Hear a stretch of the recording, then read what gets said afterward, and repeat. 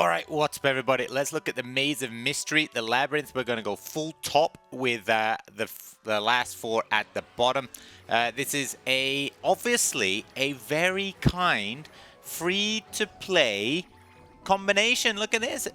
Dark Enchantress, Seafarer Relay, Ocean Dragon. No, it's not. I have no idea what would be a relatively free-to-play option for this. Just whatever you have, which is quite good at like destroying obstacles. Mainly because we need to destroy obstacles as much as possible in order to get the little boosts. The little boosts help us to avoid loot colliding and anything which has a good skill. So if you've maxed something like Moonlight or something, then that would also work. But apart from that, I'm not too sure. So because of that, we every 50 obstacles we destroy, we get a mini boost, which really helps us get through the map and out of some tight spots. Don't collide. Do not lose your shield. This map is all about not colliding. If you lose your shield, it's okay, but if you collide, you do lose health. Plus, it resets the current countdown. So you don't want to do that. There are a few rainbow bears around on this map as well, and if you've gone the bottom route, like in the skill tree, you'll have 200 plus 200,000 points for them. So try not to miss them if possible. This map does get quicker and quicker though, so it gets a little bit more difficult to grab them. Obviously, because we're using double legend, and anytime during the skill, we will automatically collect them.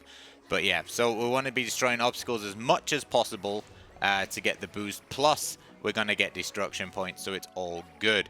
As for tricks, we're not falling. We're not falling at all. You could probably potentially fall with Seafarer, but I haven't. I fell on a previous run with Dark Enchantress, but that meant I failed my last ability, and that's no bueno. So I'm about... looking at the leaderboard, I'm about 40 million points from the I guess like top score, and I'm gonna presume that is I missed quite a few rainbow bears due to like the blasts and stuff like that. I wasn't really too bothered. I was just more or less trying to survive. So I'm not gonna try and lose my what's it called, my turbo anywhere. I want to keep it all intact because the speed does increase, and because we've taken the top route on the skill tree, the speed increase is gone up by a lot. I think it's gone up by like 15% or something like that. So it's pretty quick.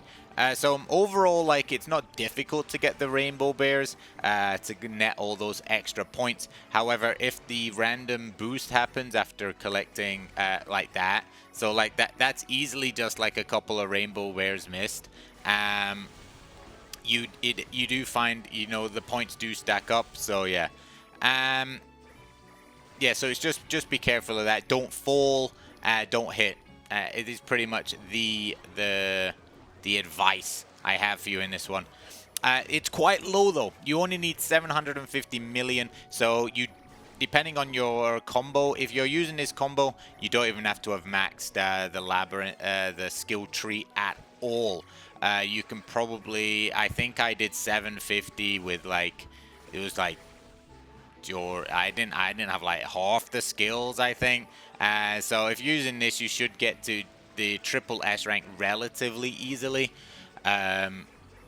without having to worry too much. Obviously, if you want that like 1 billion plus, then you're gonna have to have everything on the skill tree done, plus like max cookie pet stuff like that. By doing the top skill tree, at the end you get a revive. The revive only affects the first cookie. I took a break here because the speed of this one is just mental. I needed to take a little break. It was pretty rough. It's not so much it's difficult, it's just that the speed, you have to adjust your timing of the jumps because the speed increases, and it's basically this part over and over again. So right there is another mist and stuff like that. So the boost really, it's super helpful for getting out the tight spots, but it makes it so easy to miss a lot of the jellies. And I mean, I guess the trick for this map would technically be timing it, if possible. So it's like, okay, I don't want it to activate here. Obviously, having the boost activate with Ocean Dragon or boost activate with a skill would be best, because you're gonna get like a massive magnet to not only destroy obstacles but also to collect jellies, stuff like that. Getting that little flame thing can be a little bit difficult, especially with the speed up. However, it's the timing. If you lose the shield there, you shouldn't. This bit, I would say, is not too difficult. So, you know, you shouldn't have any problems like avoiding the obstacles.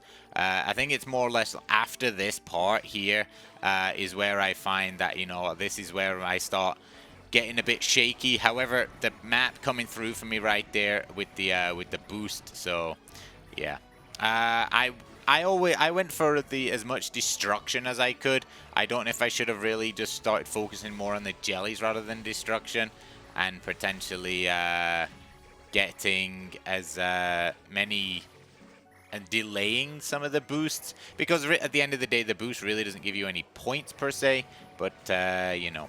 So here we are approaching the end of there, 722 million with Dark Enchantress, which means Seafarer puts in a fair amount of points. Seafarer is putting in a fair amount of points. If you go the bottom tree route as well for the remainder of your points in the skill tree, you're going to get plus 10% to all power jellies, which means it really helps, especially with giant mode. Because you can just walk a little bit further, and Seafarer always carries giant mode to the end of her ability. She doesn't use it during, so you know, it's quite good. Seafarer does benefit a lot from the 50 obstacle boost, especially if you can get it just around here. You can get like 2-3 boosts in a row, and you can really fly through the map. You can clear a lot of ground very quickly and stack up those points. Absolutely. So this is not so much difficult in terms of like, I guess like the maze before was all jumping and timing. This one is a lot of timing and a lot of jumping. The map itself isn't hard, it's the speed. The speed is what makes it difficult, but the speed also helps the abilities massively, so it's like a double-edged sword in a way.